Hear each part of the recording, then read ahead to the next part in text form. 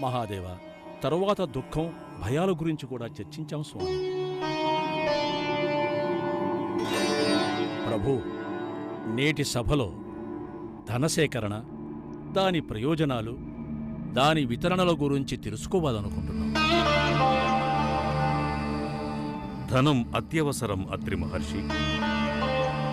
ఎందుకంటే అది మన ప్రాథమిక అవసరాలను తీర్చడానికి సాయపడుతుంది.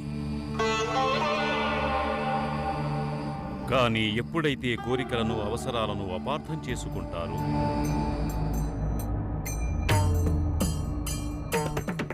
ఎంత ధనం ఉన్నప్పటికీ సంతృప్తి కలగదు. కోరికలు అంతులేనివి.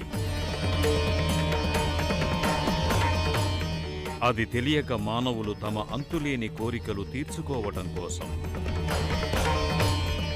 ధనాన్ని సేకరించటమే తమ జీవిత లక్ష్యమనుకుంటారు.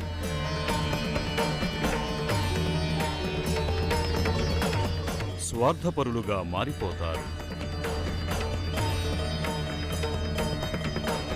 స్వార్థపరులుగా మారి వారి జీవన పరమార్థం భగవంతుని చేరటమని మరచిపోతారు.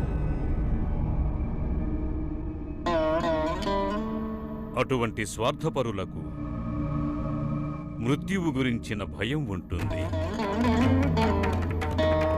తమ సంపాదన తక్కువనుకుని మరింత కావాలంటారు. ఆ సమయంలో వారికి భగవంతుడు కూడా స్ఫురణకి రాడు.